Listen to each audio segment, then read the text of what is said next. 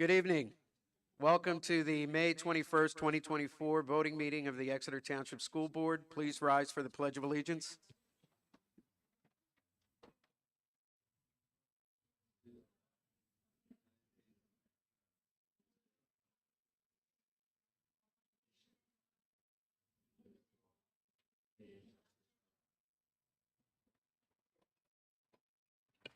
Mr. Fike, could you take roll call, please?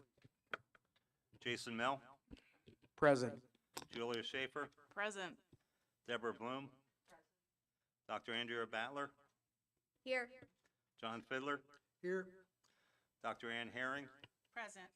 Timothy Morgan, Present. Travis Odom, Allison Wilson, Here. 8 present, 1 absent. Okay, thank you, Mr. Fike. In addition to the 8 board members in attendance this evening, we are also joined at the board table by our solicitor, Thomas Warner, and members of the school district administration, including Dr. Christy Haller, superintendent, Mrs. Dawn Harris, assistant superintendent, Dr. Josh Hoyt, director of teaching and learning, Mrs. Diane Skornovaki, director of human resources, and Mr. Brian Fike, who serves as our business administrator and board secretary. Okay, and first up on the agenda, we'll be recognizing the students from the Science Olympiad team.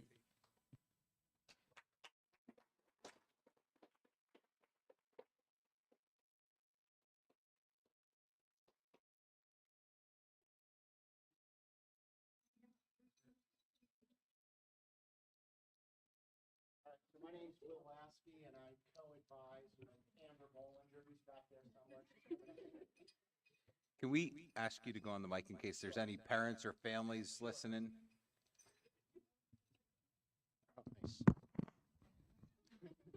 So my name's Will Lasky, and I'm the advisor of Science Olympiad, and I co-advise with Amber Bollinger, who's back here.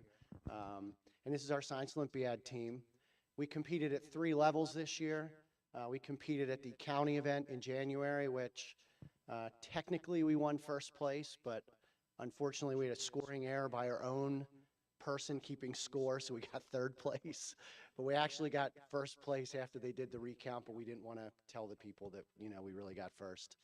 We then moved on to the regional event in March, which we competed against, I think it was 28 or 30 teams from all over Allentown and Berks County, and we finished 5th out of all those schools, which top 6 move on to the state tournament. We went to the state tournament and competed with 36 other schools. We didn't do quite as well at the state tournament, but the competition was a lot tougher.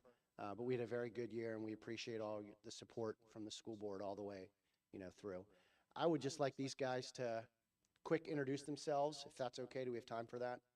Yep, And we just have plenty of time. Give us a quick, what did you do? And if you want to talk about your medals, you can. They're all jingling their medals.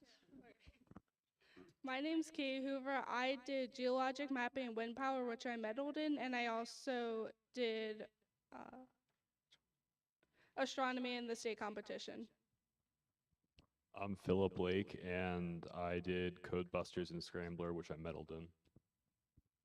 I'm Meredith Batts. I competed in forensics, detector building, and I competed with Katie for wind power. I'm Jocelyn Ward. I competed in detector building and forensics. I'm Aubrey Ridge, and I competed in tower and air trajectory. I'm Juliana Nerney, and I competed in Scrambler and Codebusters, which I medaled in. I'm Addison McKittrick. I got 1st in anatomy in the county and 2nd in the region with Hansika, and also competed in chem lab and disease detectives. I'm Abigail Smith, and I competed in experimental design, parametry, and optics. I'm Abby Wade, and I competed in micromission, dynamic planet, and Right to It. I'm Ella Lynch, and I also competed in micromission, dynamic planet, and Right to It. I'm Jace Detweiler. I kind of bounced all over the place with the events that I participated in, but at the state level, my partner, Jillian Foster, who couldn't join us tonight, and myself placed 9th in the state for botany. Hi, I'm Hansika Kunduru. I've been doing Science Olympiad since 7th grade, so this is my last year as a senior. I do anatomy and physiology, disease detectives, experimental design, and chemistry lab. My name's Alex Nerney, and I did Codebusters, experimental design, Fermi, and flight. Just a quick wrap up, just to give you guys a little idea. We have 23 different events in chemistry, biology, physics, engineering, and technology. They start working in September on these events and kind of culminating with the April competition. So we have practices 4 or 5 days a week. They don't come to every practice, but they have the option of coming from like the end of September all the way to April. And these kids are in a lot of other things, so it's really hard for them. They're juggling lots of different things. So, they did a great job this year. We were really proud of them.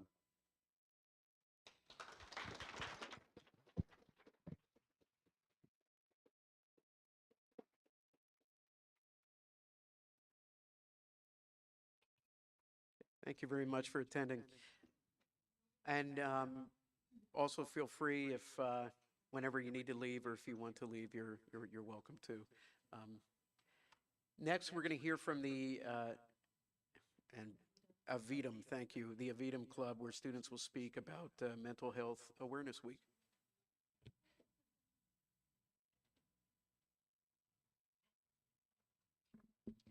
Hi, my name is Lauren Salazzo. I am the high school psychologist, and I also took on the role of being the Avidum advisor this year.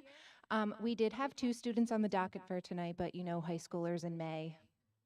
Alishba showed up. So this is Alishba. She is a senior, so she's graduating soon, but she's going to give us a little bit of background on what Avidum is and kind of how it started here at Exeter, and then I will fill in for the other student and explain a little bit of what we did this year and kind of the direction that we want to take the club in the next year. So. Good evening, everyone. Thank you for having me here today. My name is Alishba, and I'm excited to share with you all about Avidum, what it is, and how we got started. Avidum is a student-driven mental health and wellness initiative.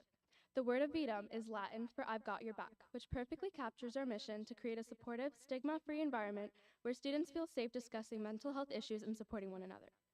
Avidum was founded in 2003 at Cocalico High School in Pennsylvania after a tragic event, the suicide of a well-loved student named Joel. This devastating loss inspired his friends and family to start a movement ensuring no student ever feels alone or unsupported again. The goal was to build a community where everyone looks out for each other and mental health is openly discussed. Since its inception, Avidum has grown significantly, expanding to numerous schools and communities across the country. It has gained national recognition for promoting mental health awareness and support among young people. Avidum operates on core principles: empathy, support, community, and a stigma-free approach to mental health. We encourage understanding, build reliable support networks, foster a sense of belonging, and promote open discussions to break down barriers. In conclusion, Avidum is not just an organization. It's a movement, changing how we approach mental health in schools and communities. By fostering a supportive and empathetic environment, Avidum empowers students to speak up, seek help, and support each other. Thank you for your time, and I hope this gives you a better understanding of Avidum and its origins. Now I'll pass it over to Ms. Salazzo, who will talk about our recent events and the future direction of Avidum. Thank you.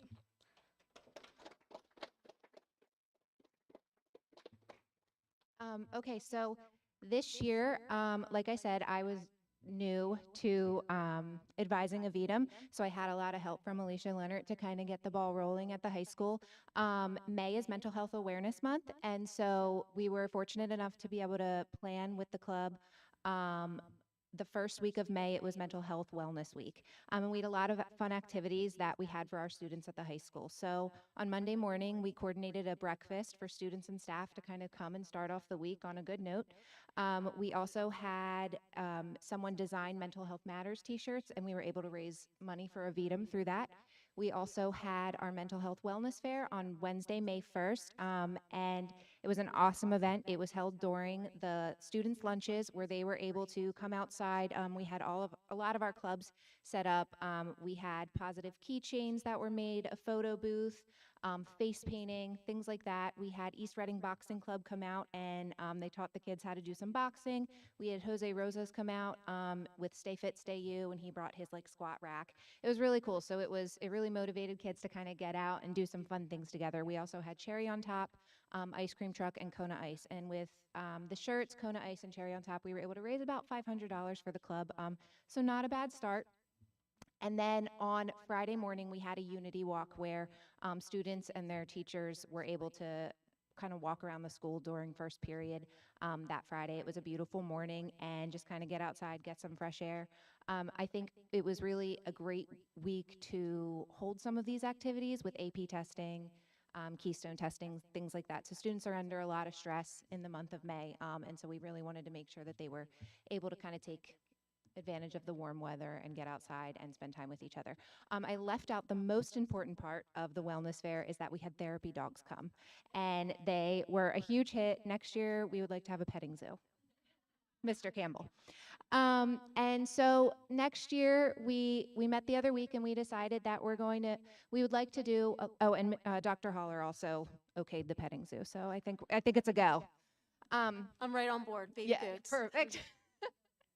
Therapy pony is my hope and dream. So next year we would like to do a couple more spirited weeks and things like that, kind of throughout the school year. October is a big month for mental health. It's Mental Illness Awareness Week, October 6th to the 12th. October 10th is World Mental Health Day. So we definitely want to put some things in place in the fall. We definitely want to do some things in the winter, since a lot of students and staff, I believe, struggle with the winter blues and kind of getting through those cold, dark months.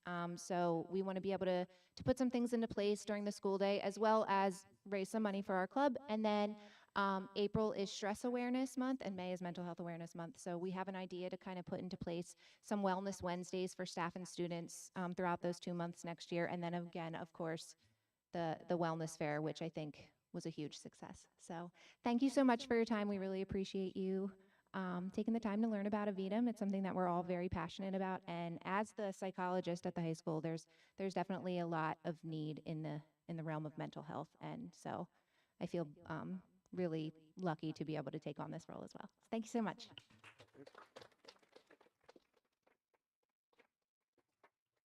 Thank you both for speaking. I have a I just question. wanted to ask. Oh, go ahead. I'm sorry. No, I was just curious if we have this program at the junior high or not, or if we can maybe allow the junior high to participate maybe in one of these programs? Yes, so the plan is as soon as we get it kind of solidified at the high school, which I have about 8 consistent members, high school students. I would like a little bit more than that. And then we definitely do have plans to transfer down to the high school, and then Rifton eventually as well. So I've reached out to the principals at the junior high. We don't have anything, I really want to get it a solid foundation at the high school so that we can then. So I think the logistics of it, like how we'll meet with the junior high students and things like that, are some things that we're going to have to figure out. But yes, that's absolutely the plan. Avidum is still a volunteer. It's in volunteer club status right now at the high school. So we are really looking for other students to volunteer next year and join the club. I have a question, if I may. Are therapy dogs used throughout the year? Because I was there that Wednesday, Yes. and the Thank you dogs for were a coming. great- the Yep. dogs were a great hit. But do you have them in school? We do not, and that is actually a conversation that I have had with my administrators surrounding, I think that, yeah, I looked at Mr. Campbell. So we don't, but that is a conversation that I actually had with a lot of the people that came out with their dogs on that Wednesday. They said they come to schools pretty frequently. That's their main event.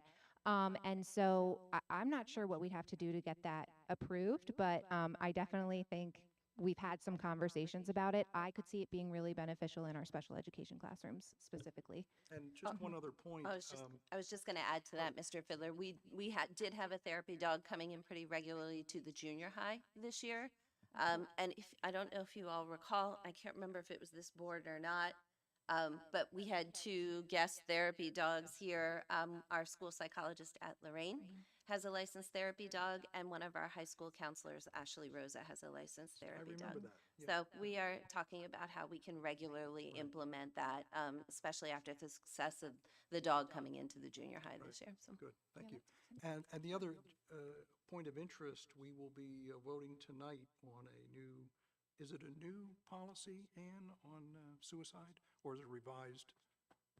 Revised, updated.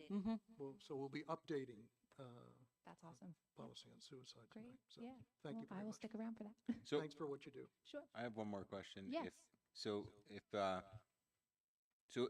there are students that are struggling with mental health but are not part of the club, but this is a safe zone for them to go to, how do you guys create an outreach program around that?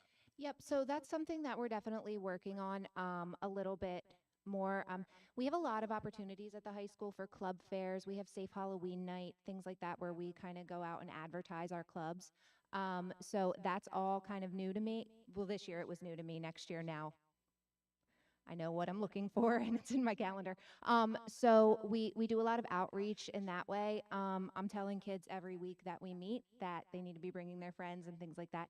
Next year, my hope is to consistently have tables set up during like the lunch period and things like that so students can kind of reach out.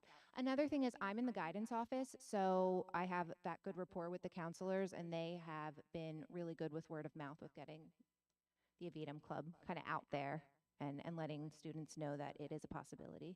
Do you want to say something? Yeah.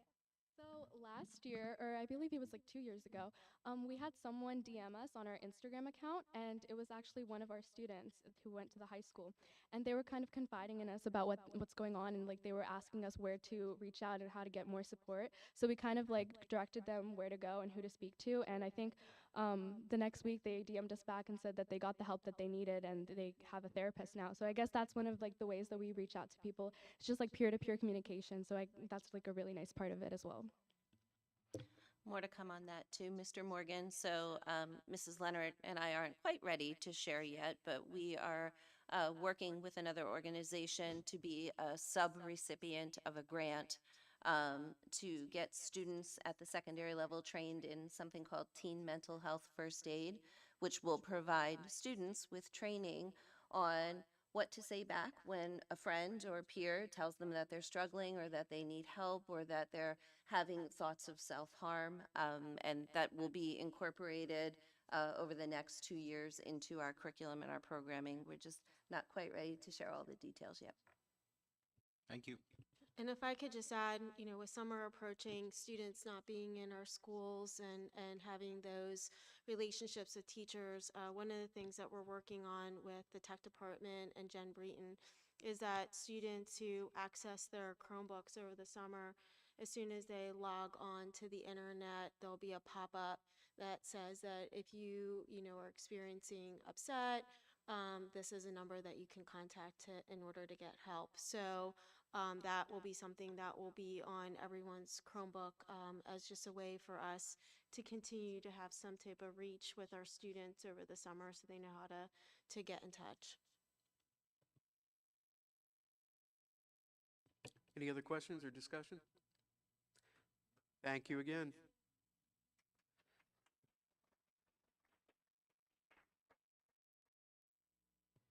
Okay, next is a BCIU presentation for the Cycle of Improvement Survey. I believe this is being done by Dr. Dan Richards. Fun fact, Dr. Richards was my high school chemistry teacher, and he's still perplexed of how I'm sitting up here right now.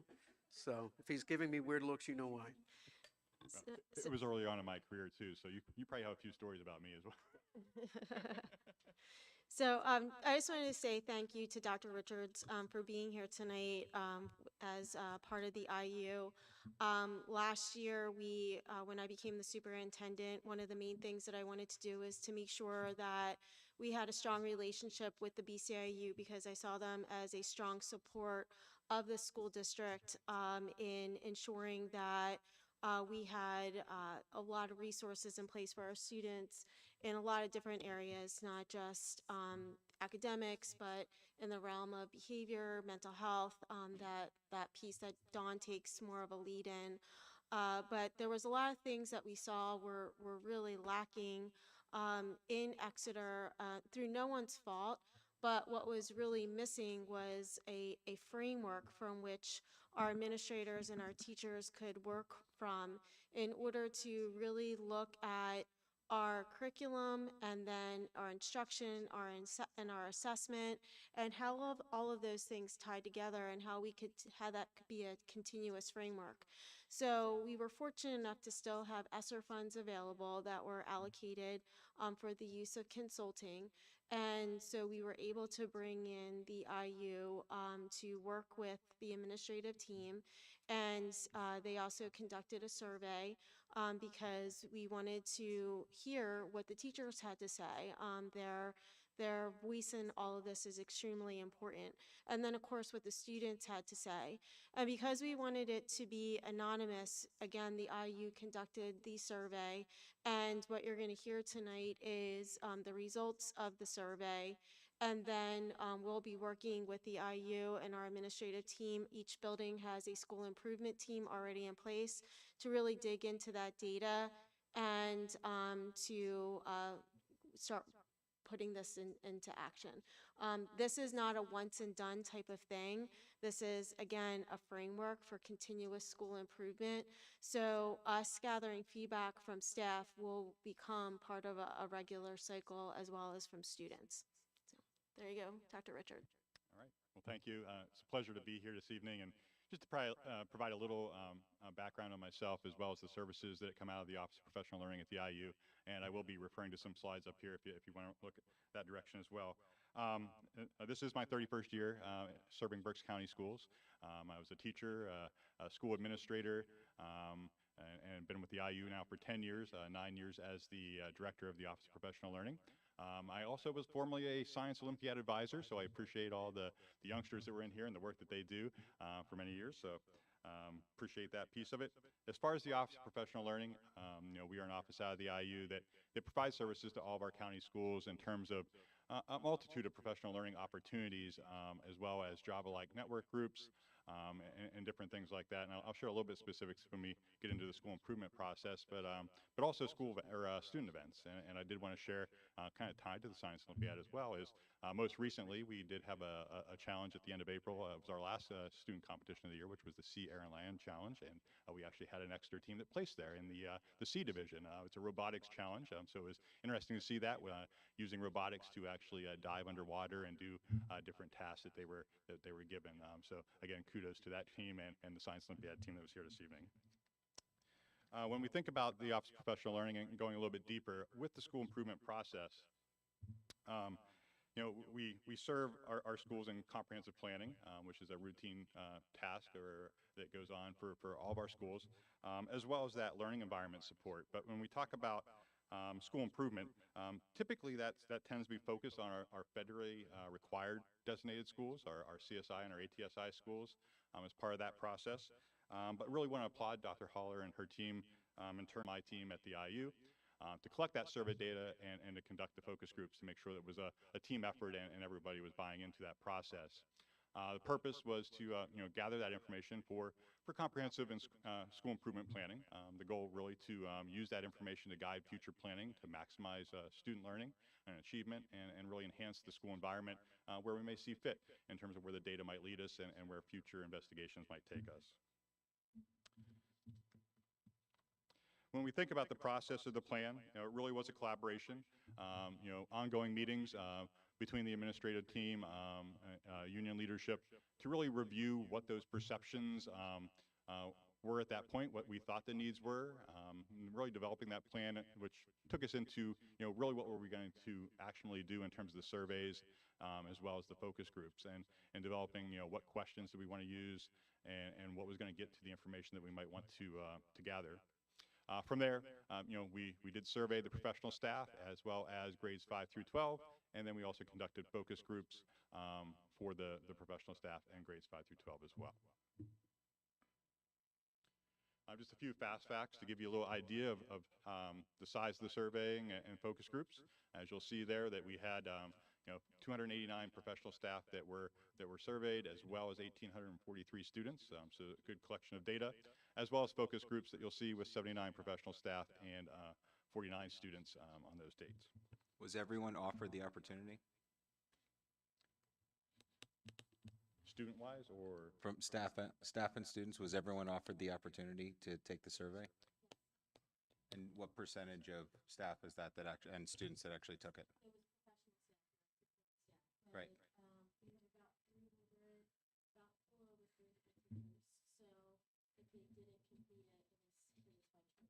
So it was over 90% then? Same thing with students?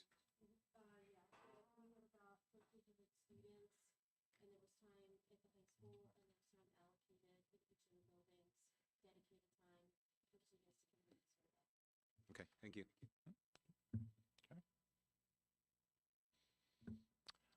Before we, kind of talk about the themes that were realized from this work, did want to kind of share a couple general considerations.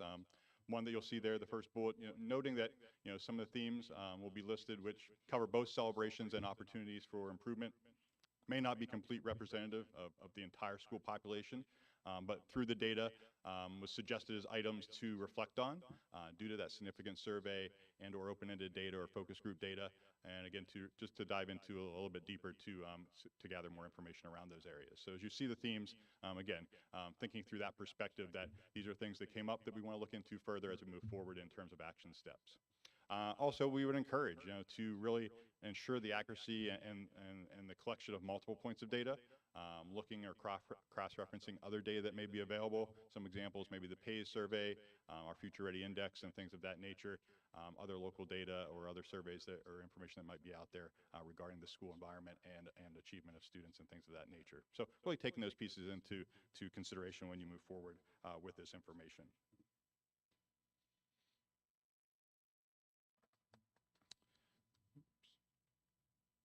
So as we think about it, as I did say, we will be looking at celebrations as well as some items to consider for improvement.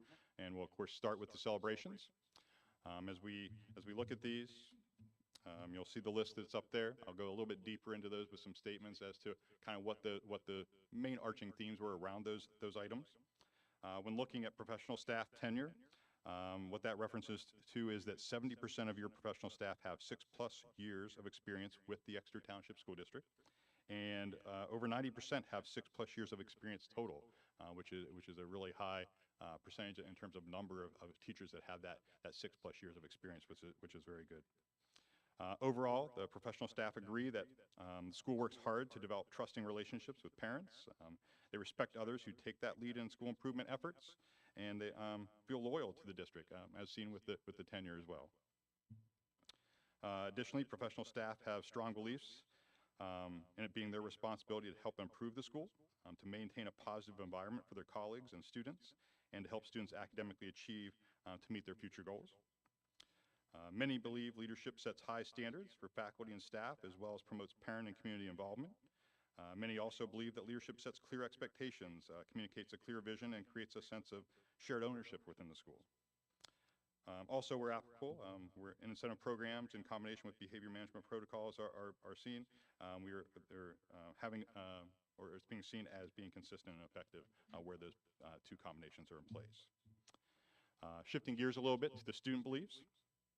Most come to school believing it is important to be there regularly, that it's important to pay attention, to complete work, and to strive for good grades and achievement. And most students also believe that their teachers want them to be successful and are willing to provide extra help when needed. One item that was kind of off the wall a little bit, so to speak, was that we did see at the high school level, multiple conversations came back to a positive relationship and rapport with your security officers, which I think is a really neat aspect of what came out of the survey and the data that was there, and a kind of a secondary piece of information that might be worth looking at as you move forward. So why do we highlight these positive themes in moving forward? It's our opinion that Exeter Township has a strong foundation for all things to come in the future. Maybe not telling you anything that you maybe don't already know in these items, but maybe there are some new things. But it's nice to have this type of information to affirm what you maybe feel or what you've seen or as we've conducted. And prior to sharing areas to look for improvement, it's good to know that the attitudes and beliefs that you see here or that you've heard are there to tackle the areas of need and potential challenges as you move forward. I think these positives or these celebrations provide that base for you to move forward in terms of what you're trying to do and taking Exeter wherever you'd like to in the future.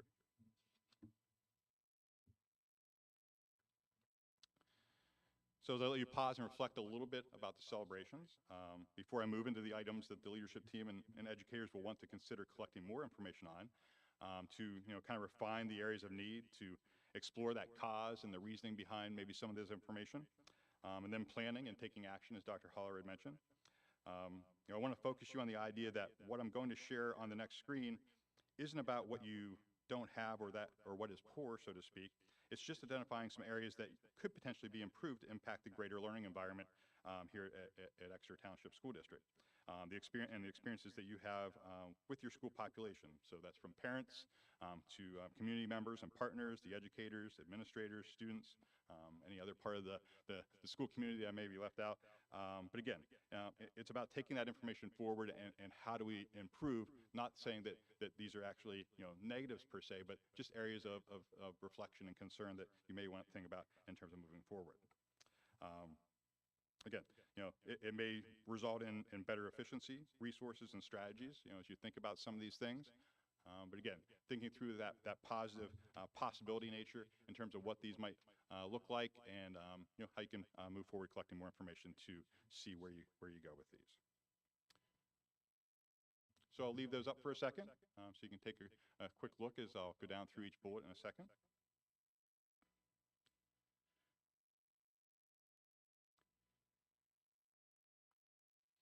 And again, I'm just going to share a little insight this evening on each of these. I'm sure there may be a few that aren't necessarily surprises, and maybe even a few items that we all see in our workplace, so maybe somewhat common that we would see in different places. And I will share. Most of these items, as we work across the county, as we work across the state from my office, are things that we see in many schools that they are working on and taking forward. So certainly not something that is necessarily unique here at Exeter in terms of the needs that we see across the county and beyond. So looking at the specific pieces, when you consider the size of your district, the number of staff, number of buildings, you're bound to have some communication struggles at times, and especially in a time when there is so much to tackle in education and things that are coming our way.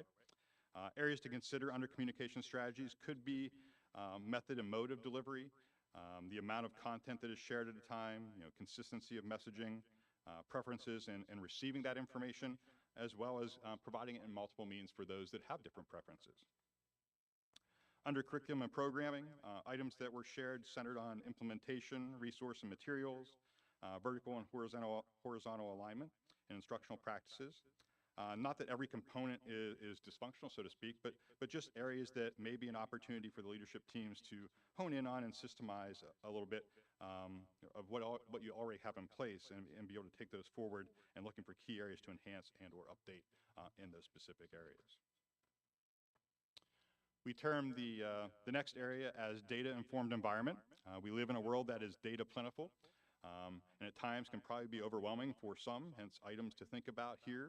Could be looking at creating a data proficient mindset, of understanding the why behind the data, examining what data is collected, what is needed that isn't collected per se, and protocols to support the use of that data, whether it's administrators or teachers, etc.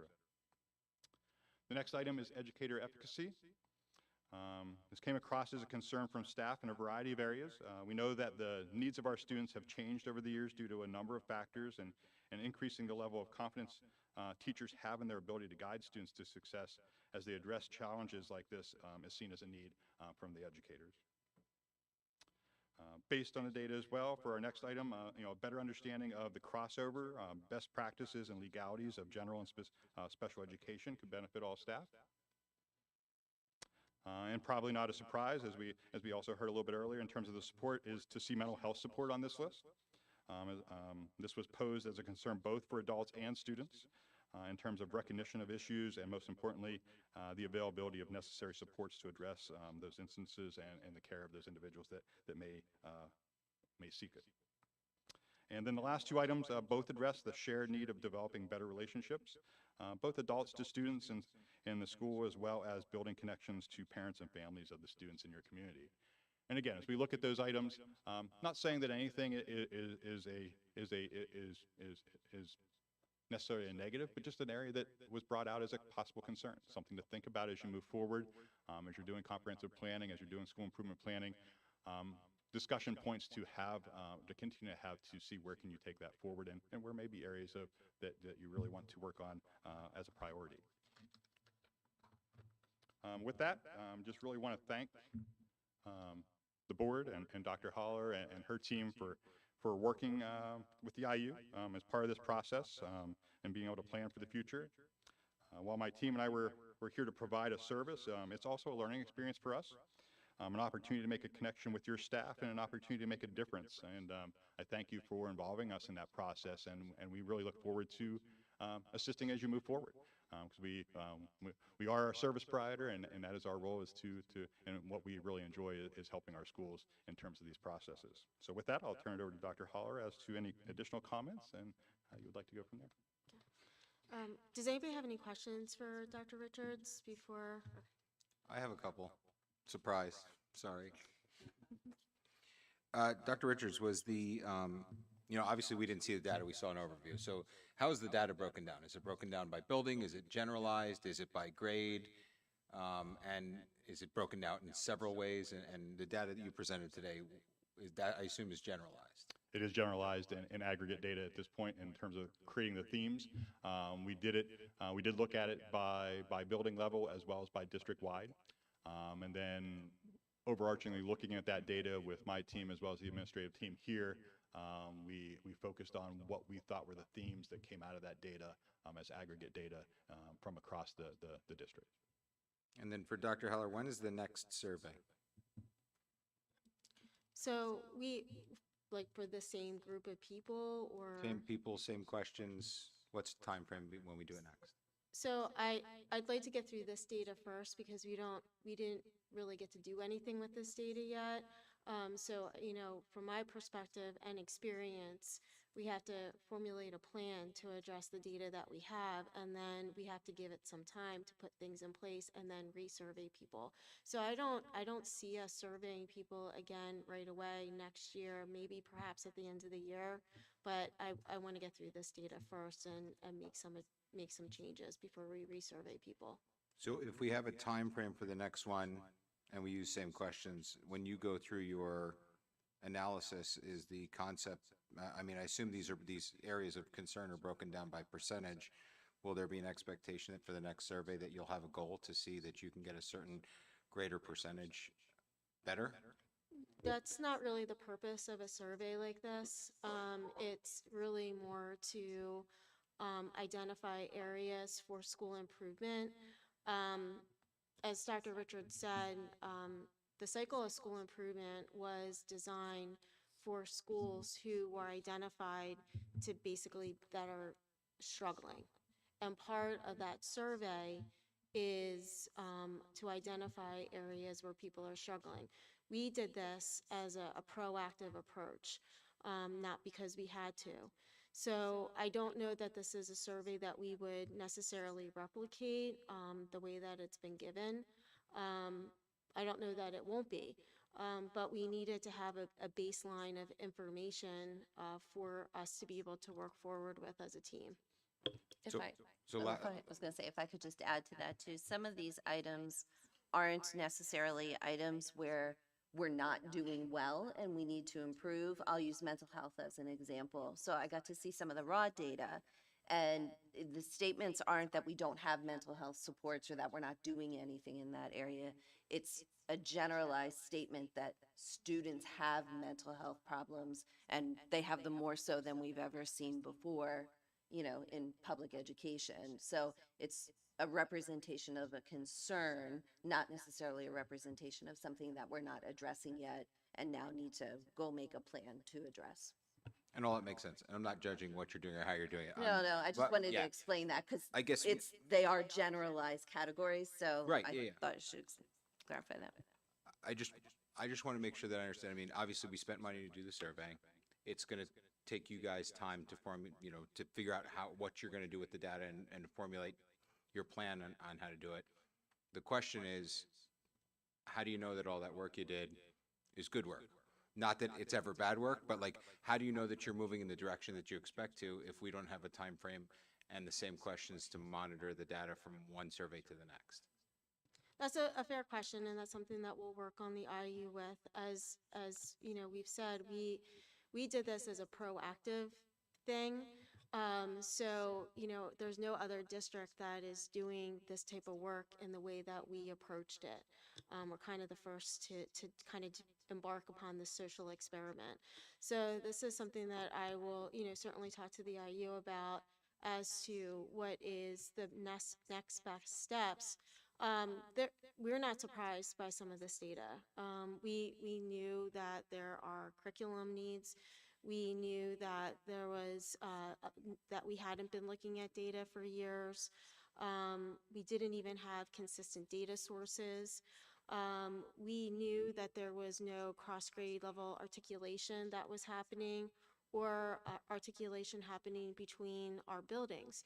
We have 3 elementary buildings that filter into a 5-6 building, that then filter into a 7-8 building, that then filter in through a 9-12 building. That's a lot of transitions for a district of this size. And every time you have a transition, it's a bump in the road. And we haven't really looked at a K-12 system in this district for as long as I can possibly remember. And so, like I said, we needed to start there, because I believe the most important thing that's on this slide is ensuring that there's teacher efficacy that's happening across the district. And there's not, because people have been functioning here in silos. So that's really more of my starting point. How we go about reevaluating that and assessing that is something that we're going to have to look at. But I want to be able to dig into this piece first and plan. That's why we were very strategic with the way that we were doing the comprehensive plan.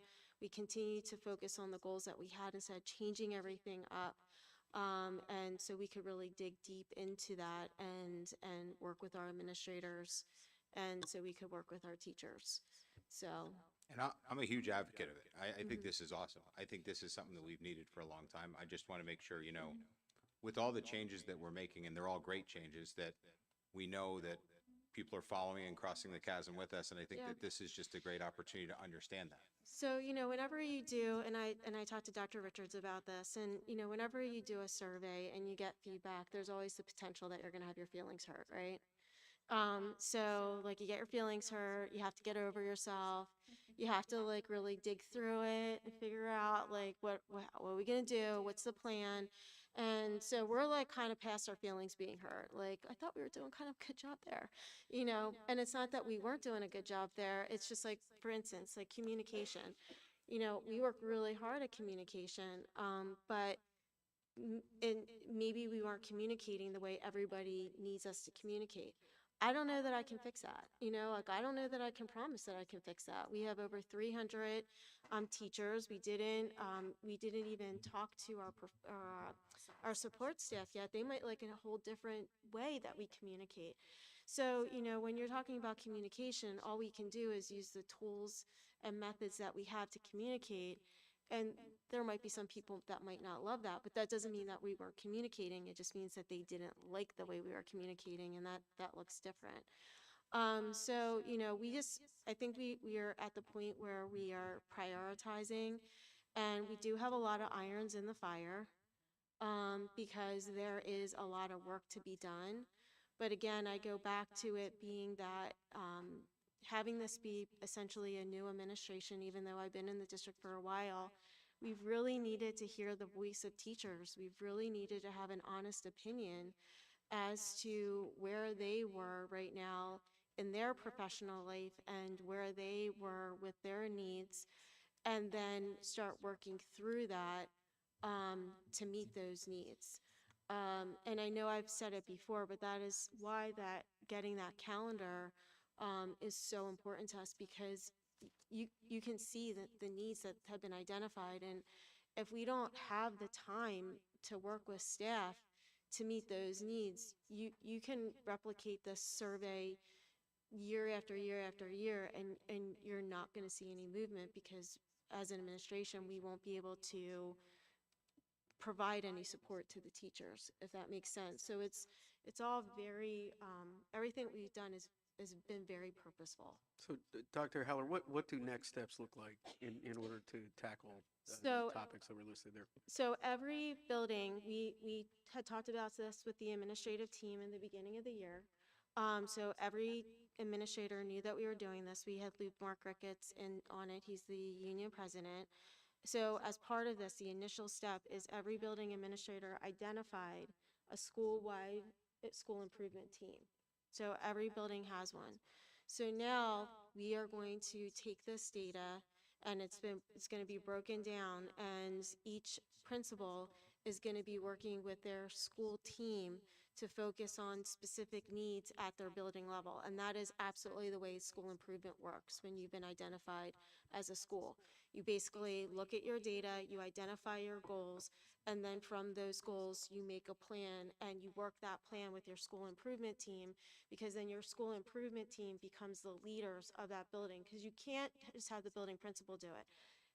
If you want to build collective efficacy, it must be done among the entire staff. So that's what's going to be happening at the building level.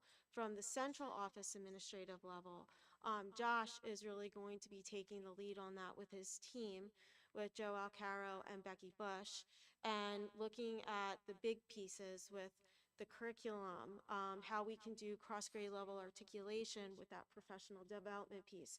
So all of these things that we're doing simultaneously and planning for as we speak. And do we see ourselves, is this an ongoing partnership with the IU to utilize services? Is that how we're kind of looking at this, to have staff take particular courses or sessions at the IU for any of these things? No, so we don't really require professional development per se in the cycle of school improvement, because the cycle of school improvement is simply a framework, which is really, we have a great mental health framework in the district. We have a great framework for how we support students through graduation. We have a lot of great frameworks in that area. We didn't have a framework that focused specifically on professional development and academics and instruction and how those things tied in together. That's why we felt using this framework was important. So we're not doing professional development with the IU in that, but we will at times probably be seeking out the IU support if we get stuck in certain areas as far as curriculum support. For instance, with the new STEEL standards coming into play from PDE, the IU has been taking the lead on that, with making sure that they're providing adequate and appropriate training and resources to school districts. Some school districts take advantage of that, some school districts may not. I believe that the IU is our best and strongest partner to ensure that students are getting a quality education. So when those opportunities come up with the IU to be able to partner, we've been taking those opportunities, like we did with having 2 of our schools go through PBIS. We did that in conjunction with the IU. So we won't be able to do everything with the IU because they can't just exclusively work with us, although I would prefer that. But there are 18 school districts. But when there are opportunities to work with the IU, we will be doing that, but our own team will be taking the lead and consulting with the IU. I applaud you for doing it. And for being a trendsetter. And I hope that, I would assume that the staff and the students appreciate that they have an anonymous voice that they can filter up to you guys and you can hear another point of view. Sure. I'm really glad that you mentioned student voice, Mr. Morgan, because as you heard our Avidum student talk about that last night, it's really critical to our success with what we do with them in terms of helping them achieve. And the students that participated in the surveys and then in the focus groups that the IU ran were very candid and were very articulate and very thoughtful about what students here at Exeter need. And that feedback for me in listening to the raw data was very, very, very powerful. Our students are looking for support from our teachers. Our students are looking for relationships from our teachers. Our students are looking for a sense of community here. And so unexpectedly in the cycle of improvement for me was that student voice and really hearing how powerful it was. And I would just like to thank the board for your support. We kind of knew when we talked about this that we were going out on a limb. You know, I've been in this district for a very long time now, but in my previous district, working through a cycle of improvement is something that is done every year in the building, whether you're making achievement scores or you're not. And I just feel very strongly that it's really one of the best practices that you can have to work with your staff, that you look at your you look at your scores, you look at your assessment scores, and then you go back and you look at where you had areas of strength, and then you look where you had your areas of deficit, and you dig into that and you identify something called root causes, and then from those root causes you develop goals, and then as a team you work through that plan as a group. It's important that you communicate that with your team and that you're all on the same page with it, because again, that's how you build collective efficacy and that's how you move an organization forward. And that can't happen in one building with a principal who might be more familiar with that process and leave your other buildings behind. Because every student here deserves to have the same and equal opportunity to be able to access their education. And so doing this, it certainly it did make us feel a little bit vulnerable. I'm not gonna lie. Because and I'm not just saying that from the administrative perspective. I'm also saying it from the staff's perspective. We asked them to take a leap of faith with us. We did it with alongside of the union leadership. We provided them an opportunity for input into the development of that survey. We've kept them in the loop all along with what we're doing, because we know that that relationship with our staff is critically important to ensure the success of our students. So we do see that as a partnership. Like, this is a partnership between administration and the staff, and so the fact that they were able to be honest with us is really important. And when you work in an organization, the reality is you're not going to make everybody happy all of the time. But what I've said to union leadership, whether it's Mark or whoever it was, Lil Keebler previously, or whoever it's been, is this administration will always make decisions that are in the best interest of students. And sometimes that may be uncomfortable, because we are going to be looking at practices and instruction. We've already started looking at curriculum, but we need to look into ourselves as to why students are successful and obviously celebrate that. But when students aren't successful, what are we changing? What are we changing? Because they have the right to feel good that way too. So it's not something that we're letting go. It's not a once and done thing. It is the way that we're going to be doing business moving forward in Exeter. Will you update us as you go through this process? Yeah, so we're really excited about the school improvement teams. This is not something that we've done ever here in Exeter before. We've talked a lot about data, but data is just data without a plan moving forward. So I would really like to kind of shift that conversation in the future, meaning next year, where we obviously continue to look at data still. But we do it from the lens of what practices are we now doing in the buildings to make changes, and I think that would be really helpful to hear that. My turn. Dr. It's Richards. How many other districts have done a survey like this? So No, it's getting ahead of the curve as opposed to doing one because there's so many problems. In our county, this was the first. This was the first. Good. Good. That's good to know. I used to work at KPMG, which is one of the used to be Big Six, then Big Five, then Big Four. I don't know how many accounting firms there are now. And we used to do surveys at conferences, 2 or 3 questions. Did we ever ask a question of any of the groups, a question so basic as, what do you like about Exeter and why? And what don't you like about Exeter and why? Were those questions on the survey? So we did have open-ended questions. I'd have to look back to what the specific verbiage was, but we did have open-ended questions on the survey as well as part of the focus groups, of course. But the open-ended questions were open enough that people could share whatever was on their mind. Okay, because that's important. I learned that trick from KPMG. My third and fourth questions are a result of my own inability to learn the argot of education.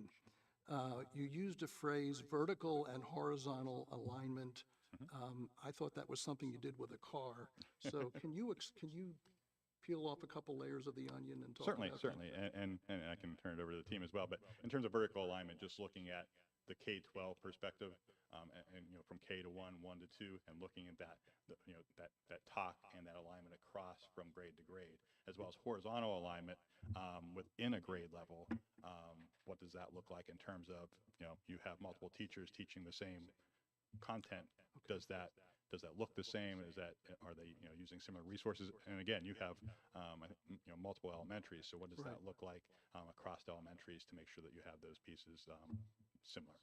Okay, and why are you looking at that? What are the potential benefits of looking at that? So I think in terms of the horizontal alignment, I think you want all of your students to have similar positive experiences. So you want to make sure that you're looking at that across the board in terms of what that is. And do you have pockets of higher achievement, pockets of lower achievement, why that might be, and what you can do to look at that. In terms of the vertical alignment, it's I guess more about meeting the standards. So when you look at the standards from the state, of course you have a K-12 scope. So are you taking that alignment, that vertical alignment, and building upon it to get to the end point, which is expected by the state standards? Okay. The other one, the other phrase I know what the word efficacy means, but educational efficacy, and I think you talked about the teachers, that from the teacher survey. Yes. There was some enlightenment there. Can you talk a little bit more about that? I think, many educators, not just here in Exeter, are feeling overwhelmed with a lot of the different scenarios and just the way, things are different than they were 20, 30 years ago when I was a teacher. And I think in terms of preparation, while you have a tenured staff, you have a staff that maybe was, that is based on practices that were prior to some of these things that they're having challenges around. So that efficacy is around those educators feeling confident that they have the skill set to meet those current challenges that maybe they haven't been, 100% trained on or dealt with in the past, and through a routine kind of piece. Got it. Okay, thank you. Sure thing. We apologize, we're distracted because there's we think a dove cooing, and it's just very distracting for our viewers out there, so. We were wondering what you were doing, Dr. Hoyt, so. So thank you again to Dr. Richards. Thank you to your team for all their support. We were very excited to be able to work with you and to have the permission from the board to work with you. I do think this is a really valuable and important way that we can go through and provide staff with support and be really reflective about our practices here in the district. Absolutely, and I thank you and appreciate it, and just the opportunity to partner with Exeter is a great opportunity for my team, and we appreciate that as well, so thank you. Thank you, Dr. Richards. Okay, moving on in the agenda, there are no amendments to the agenda tonight, and then we'll go on to Superintendent's report with Dr. Haller. So for the superintendent's report, we would like to honor someone very special. So I'm going to turn this over actually to Dawn Harris so she can do the honors. We'll get you next time, Mr. Mel. Mrs. Leonard, will you come to the podium, please? Mr. Campbell, you might need to be her support animal in this process. I'm not sure. We're going to get you a baby goat, Mrs. Leonard. This is why we need the pony. This is why we need the pony. So I asked Mrs. Leonard to come to the podium. If you recall, several weeks ago now, we shared with you that the district nominated Mrs. Leonard for the BCIU's Annie Sullivan Award. And that was due to her work with our students with special needs in getting them access to behavioral health and mental health services. So we had this wonderful ceremony at the IU that a lot of us got to attend and honor Alicia at. And then a couple weeks later, I received an email from the Council on Chemical Abuse in Berks County. And they decided that they were going to honor Alicia by making her this year's recipient of the Youth Prevention Award through COCA. And I was lucky enough to be her +1 last week at the ceremony where she received this honor.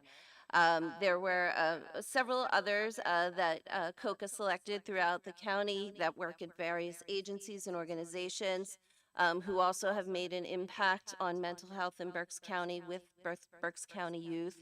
But they particularly honored Alicia's work in the school districts around mental health and around substance abuse prevention in particular. This is not the first time that Alicia received this award from COCA. Alicia also received this award from COCA way back when she worked for the Karen Foundation and was doing similar work for them. So, Alicia, I just wanted you to come to the podium so that everybody could see your smiling face again, and just so that we could tell you how lucky we are that we have you here in Exeter, and that we're so happy that our families and our community benefit from you being here. And we have a little token of appreciation for you, so I'll meet you halfway. Oh.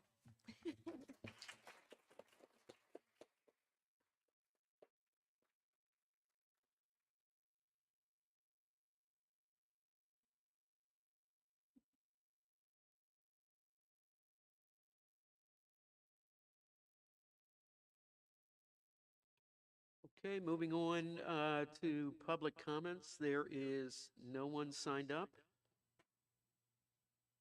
Next is board meeting minutes. If there are no objections, we'll adopt a motion to approve meeting minutes from last month's board meetings, which includes the April 9th, 2024 Committee of the Whole meeting, as well as the April 22nd, 2024 board voting meeting. Hearing no objections, the minutes are approved. Treasurer's report and payment requests. If there are no objections, we'll adopt a motion to approve the April 2024 Treasurer's report and payment request dated April 22nd, 2024 to May 21st, 2024. Hearing no objections, the Treasurer's report and payment requests are approved.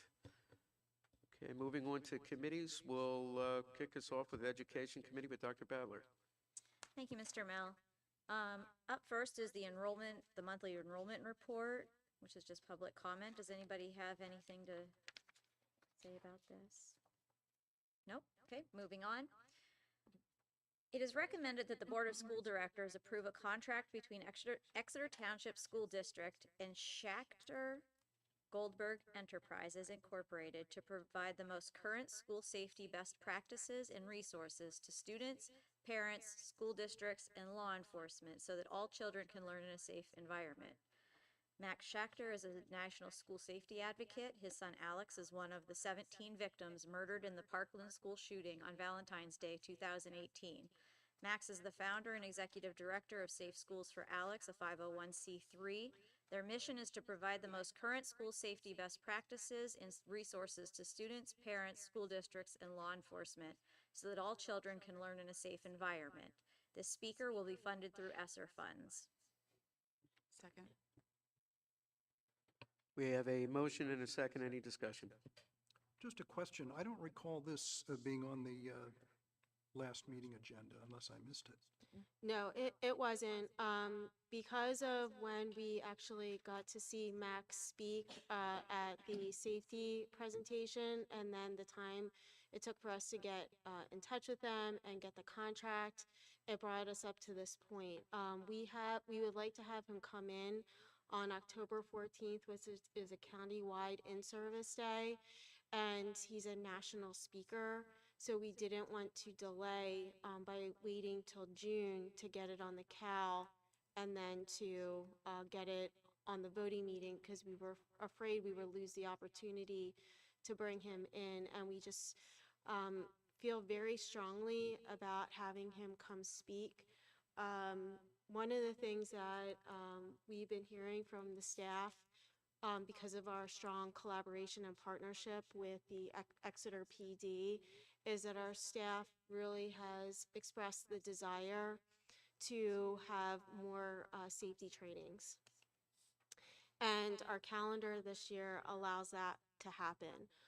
We weren't really quite sure in which direction we wanted to go with this initially, but when myself and Dawn and Eric Seidel and Alicia and Jen Breton went to the IU to hear this, and heard his message about what happened in Parkland that day and how it could have been prevented. That could have certainly been any high school in the country. And there were a lot of lessons to be learned there. We typically try not to do business this way. We do know that the board wants us to get things on the CAL and then put it on the voting meeting for discussion. And I always try and make sure that I respect that. This time, I'm asking that this be approved just because of the value that I see for our district and our teachers hearing this, because these types of trainings are only offered really mostly to administrators, because they're typically during the day or they're in the summer. And this is an opportunity, and we couldn't bring our whole administrative team because it was during Keystones and PSSEs and it was a school day. And even if we could have, we couldn't bring out all the administrators from the district and just leave the teachers here, you know? So this is an opportunity for all of our administrators to hear what we heard, and all of our teachers to hear what we heard, as well as offering the opportunity for our support staff to hear this, because school safety is collectively all of our responsibility. Sure, thank you. Thanks for explaining that. Who will be at this meeting? You said staff, teachers? Yes, so it's going to be all the administrators and all the teachers, because it is a district-wide in-service day. We've already have it in the calendar. We're going to be inviting all of our professional staff, or support staff, because a lot of times our bus drivers often pick up on behaviors, because they see the students every day, morning, afternoon, and they develop a relationship with them. You heard from Dr. Richards' presentation, our security people at the high school, that's Alyssa Kusha and Todd Wachowski, they have a great relationship, so we want them to be able to hear it.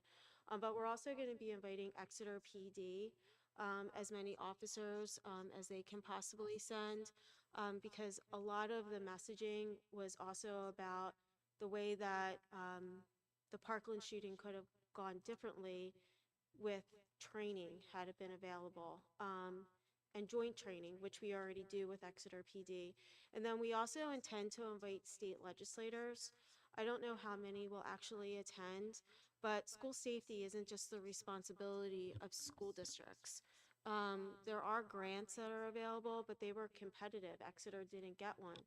And so why should, one district over have one thing and Exeter not have that because we didn't win that competitive grant? School safety is the responsibility of all of us, and our children in Exeter deserve to be as safe as a school district in another part of the county that perhaps has access to more funds. We are also looking at this as a way to really advocate for the importance of funding for school safety, for our students. Is there a limit as to how many people can attend this? So we have, we put the audience of about 750. So obviously the board will be invited, and, we have it being a very wide audience. I was just wondering if this was something that we can extend to the community in any way to see if we can include them in on this. Is that realistic or not? I don't think it's not realistic. I think that if that's something that we would be interested in doing, I think we would just need to make sure that when we talk to our support staff, that we get a number of them as to like how many are actually going to attend. So that way we know how many seats we have available. If we're looking, our high school auditorium has a capacity of about 900 seats, give or take, a little bit more. If we're looking to extend it, I can always go back to Max and his team to see what that looks like. We have this on here that this is going to be funded through ESSER. We spoke again with Brian today, and we have a certain pot of money that was designated for consulting that has to be spent that way.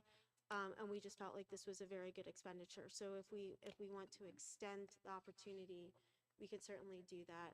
It just might change the cost. That brings me to my next question in regards to this pool of money. I know it doesn't have to do with this in general, but since we're on the topic, do we have any plans? I know you say we have until September, correct?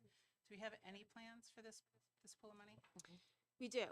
So one of the things that we're paying out of it is for the scheduling for the study that's going to be done at the high school regarding the consultant group. To do a look at the schedule, which we talked about the other day and or the other meeting, and we were going to have DevOpar come in and talk to you about that scope of work. When we talked through that and met with DevOpar, one of the things that they offer and provide as support is basically professional development for the high school teachers if in fact the schedule would change. Because that might look differently, and it's going to be probably a 2-year process from start to finish, because we don't want to rush it. We want to do it really well. So we're not quite certain what the amount is going to be. We're also looking at another group for school safety, a training. This would be for administrators because it's something very specific for administrative planning. So we're looking at that. So we do have a couple of other items that we're looking at. We're just waiting to see what's cost, what's approved, and then move on to the next one till we exhaust those funds. And we want to be really thoughtful that we select things that are needs that we are going to be able to follow through on and plan effectively for. Once we bring in that group, and it's just not someone coming in, talking, and then, okay, once and done. I have a quick question too. Do we have to update this because it says that we're recommending that they approve a contract to provide the most current best practices and resources to students, parents, school districts, and law enforcement, but we're only doing it for the school district and the law enforcement, not for the students or parents? That's just part of his bio. That's just his Yeah, that's bio? part of his Okay. bio that we pulled directly from his website, and you can Google him. He I did. has He's- yeah, yeah. Mhm. he's a staunch advocate for school safety and the funding that goes along with it and the training. So we just really felt like his message was really powerful, and everyone that we could get together to hear it should hear it. Okay, so we don't have to change that. All right. And, Dr. Heller, my understanding is we are, even though the agreement in entirety is confidential, we can disclose the speaking fee that we would be paying through ESSER funds for this. Yeah, so I actually was able to speak to one of his colleagues today and explain that we're a school district because I'm not sure how many school districts he speaks to. He speaks at large conferences, he speaks in front of legislators, but I was able to speak to them today, and I got permission that I could disclose that his speaking fee is $7,500. It's a nonprofit that he is running, but his speaking fee is $7,500.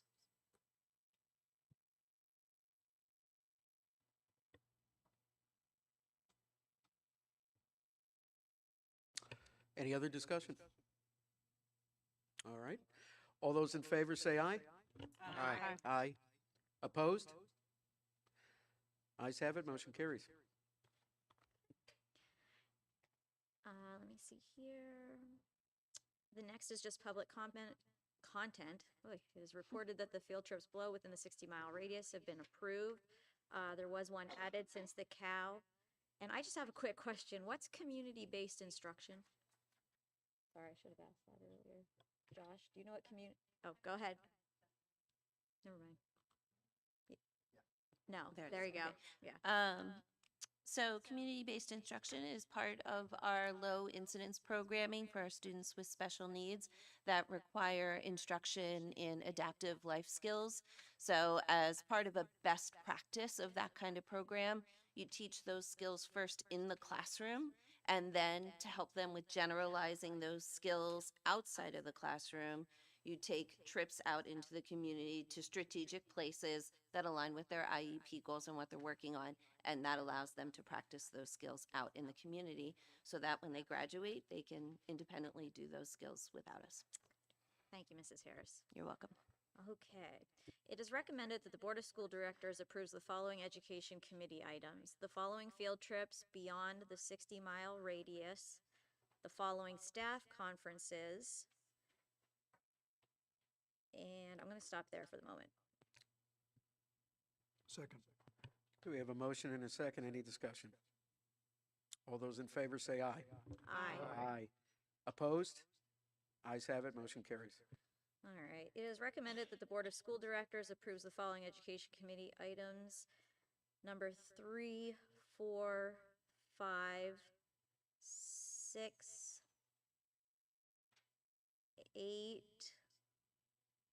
9, 10, 11, 12, 13, 14, 15, 16.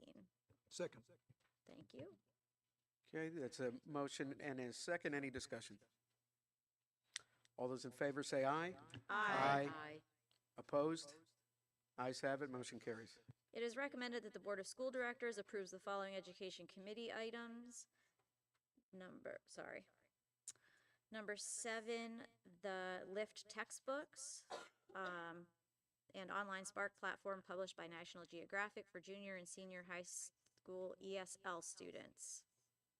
And this will be paid with Title III funds. Sorry, go ahead and second. Okay, we have a motion and a second. Any discussion? All those in favor say aye. Aye. Opposed? Ayes have it, motion carries. Okay, and that's it for the Education Committee. Okay, thank you, Dr. Badler. Personnel Committee with Mrs. Wilson. It is recommended that the Board of School Directors approves or ratifies the following personnel items. Noticing, of course, that in personnel, a lot of things are added on, so anything in bold is what has been added on since the cow. We're going to start with 1, resignations, 2, retirements, 3, appointments, 4, change of status, 5, additional assignments, and 6, leaves of absence. Second. We have a motion and a second. Any discussion? I had a quick question. With Virginia Gonzalez, what is the homeward bound instruction? I'm sorry, 5A.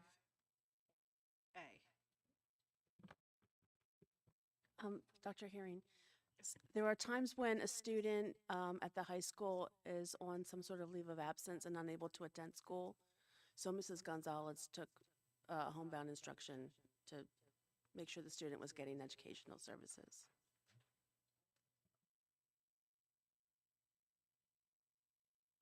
Just for the legality on that, it's the PA school code allows for homebound instruction for, and again, the school code was written in 1949, so the language is a little outdated, but when a licensed practitioner of the healing arts recommends it for a physical, mental, or other urgent reason.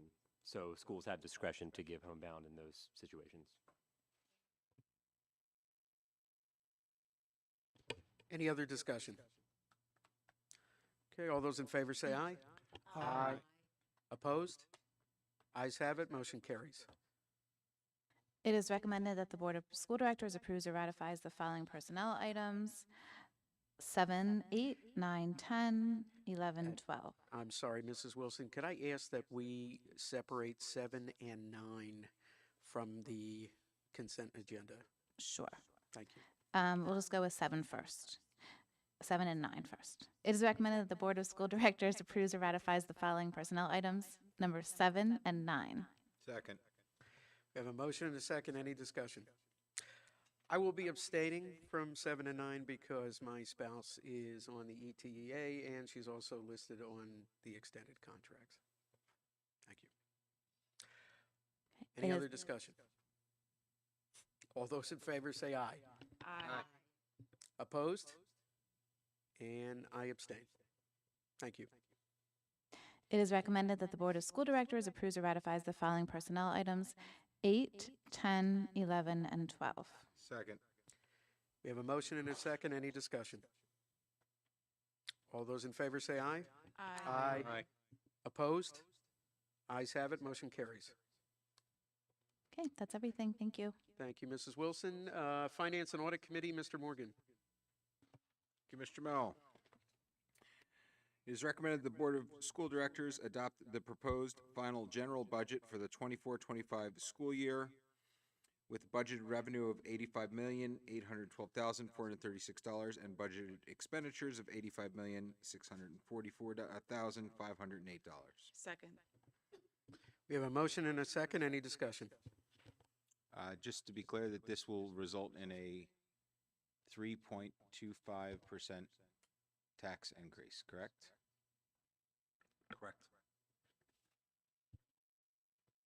Mr. Fike, would you mind, could you give us just a brief update on where things are in Harrisburg? Same place that were 2 weeks ago. Okay, and 3 so no months ago. change. All right, perfect. They're still arguing on how much of an increase they're going to get. I think there's consensus. It's not going to be what the governor asked for. What's interesting is there's no talk about increasing special ed funding, which is the highest increase in costs we have or schools have. So in this budget, we have a 6%. I think the governor asked for an 18%. I think guaranteed from what I'm hearing is we'll at least get a 3%. But I'm also hearing there's money available that we'll probably all get about 6 or 7%, but no increase in special ed, so an average about 6%. So I'm about 96% confident what we have in this budget we'll get from the state. That's your confidence level? Yep. 90, what was it again? 96. 96. I like Yeah, how you throw out things those. could fall apart tomorrow, but I'm also confident we probably won't see a budget till August from the Okay. state. Mr. Mel, I'd like to request a roll call. Absolutely. Mr. Fike, Did could we get have a roll second? call vote on this? Did we get a second first? We did, because that was discussion. So Okay. yeah, there was a motion and a second. All right. Dr. Andrea Battler? I know, I'm always first. I know. I went alphabet. I know. Wish you'd go backwards, but it's okay. No. Deborah Bloom? Yes. John Fiddler? Yes. Dr. Ann Herring? No. Jason Mill? Yes. Timothy Morgan? Yes. Travis Odom's not here. Julia Schaefer? Yes. Allison Wilson? Yes. 6 yes, 2 no. Motion passes. Thank Moving you, on. Mr. Fike. Sorry. Good? I'm good. All right, moving on. Going on to the consent agenda. It is recommended the Board of School Directors approves the following finance and audit items: 1, 2, 3, and 4. Second. We have a motion and a second. Any discussion? All those in favor say aye. Aye. Opposed? Ayes have it. Motion carries. It's recommended the Board of School Directors approve the following finance and audit items. Number 5, it is recommended that we approve the engagement agreement for Fox Rothschild LLP to provide general human resources, employment, labor relations, and personnel advice to the Exeter Township School District. The engagement agreement is attached. Second. We have a motion and a second. Any discussion?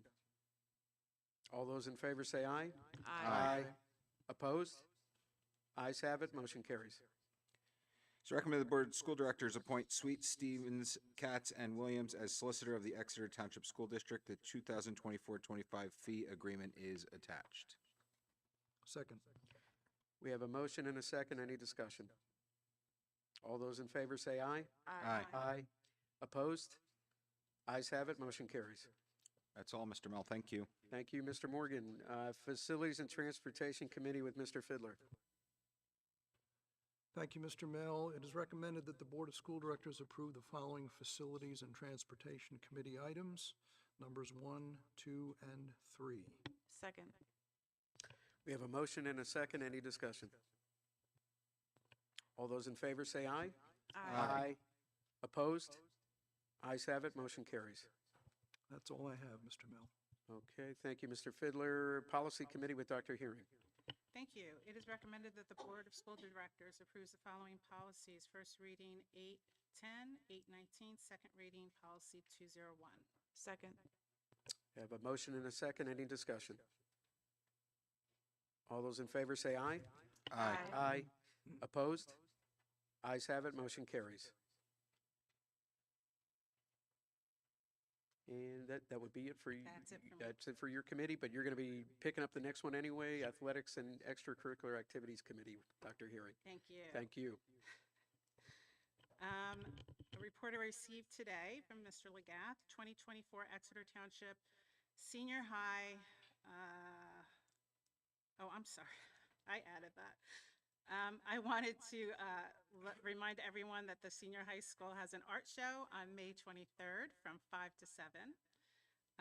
Boys track and field won the BCIAA championship. That's the first title since 1982. Boys volleyball, yay, won the BCIAA championship, 14th championship in our school history. We had a handful of boys and girls win individual county titles and advance to District 3. Meet last weekend. We had 3 individuals qualify for the PIAA championships this weekend at Shippensburg University. Softball won their first round of District 3 playoff game, 9-4, defeating New Oxford, and now play in the District 3 quarterfinals this Thursday at home at 4:30 versus Shippensburg.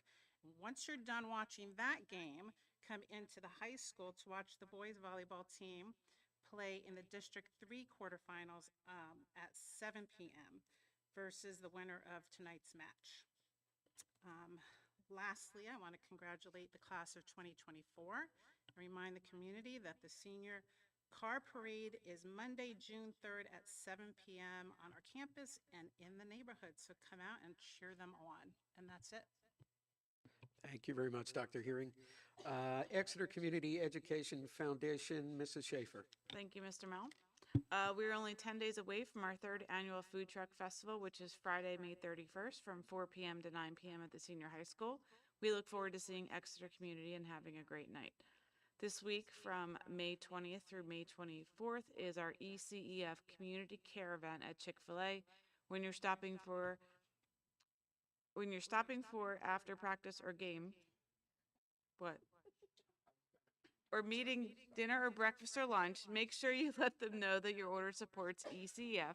And if you're placing a mobile order, please use the code SCHOOL for your order to support the fundraiser. Exeter Eagle Garden flags available through ECF fundraiser with Burke's Imprints on an Exeter-based company, which is located right next to the Arbor Inn. The link to purchase a flag can be found on the ECF website under Ways to Give. You can also purchase Exeter Eagle shoe charms, sunglasses, or place a brick from the same page. Our website is www.exetereducationfoundation.org. Lastly, ECF would like to congratulate the Exeter Township School District Class of 2024 on your amazing accomplishment and wish you the best of luck on your journey after your time at Exeter. We know you'll soar and make your community proud. Congratulations. And that is it. Thank you, Mrs. Schaefer. BCTC Joint Operating Committee and BCIU Board of Directors, Mr. Fiddler. Thank you, Mr. Mel. The big news at the BCTC is the senior recognition ceremony at the Santander Arena on May 28th, which I will attend. And the next meeting of the BCTC Joint Operating Committee will be tomorrow. And as for the BCIU, I have nothing to report beyond the summaries that I sent around today. And that's all for me. Thank you, Mr. Fiddler. Legislative PSBA Liaison, Dr. Hearing. I don't have anything, but I did have a question for Brian. In reading the reports, there was something about the application open for school environmental repairs grant. Did we apply for that? Are you aware of that? I'll let Am I Dawn putting you talk on the about that spot? one. We did apply for, Maybe not. is that the 45,000 one? Listen, Mr. Pike, I am well versed in a lot of things, but school facilities and environmental repairs, not so much. Take, No. take it away. Take it away, Mrs. Harris. I thought I heard mental health too. I'm sorry. It's the accent, sorry. Actually, that is open. I am applying for it. That's the one we're looking to see if we can't get money for solar. That's one thing that we'll cover. The other thing I'm looking for is putting in for a new bridge across the creek down below. Awesome. Okay. So, And that- because walkable schools is also part of that. Oh, wonderful. That was all I had. Thank you. Thank you. Township Borough Liaison, Mrs. Harris. I'm sorry, Mr. Morgan. Just a couple quick things that I picked up on the social media wire on the Exeter Township Police Department. First of all, last week was National Police Week, so want to make sure we extend a big thank you and stay safe out there to our Exeter Township Police and our Central Berks Police that help us out at the district. We certainly appreciate everything that they do for us, and glad that they were celebrated last week. And next, just a FYI that tomorrow there's going to be some traffic maintenance at Perkiomen Ave and East Neversink that is going to cause some significant delays. So just watch out tomorrow as you're commuting back and forth to work and school. Okay. Thank you, Mr. Morgan. Next is public comment for non-agenda items, but no one has signed up. Are there any board members that would like to be heard at this time? Mr. Fiddler.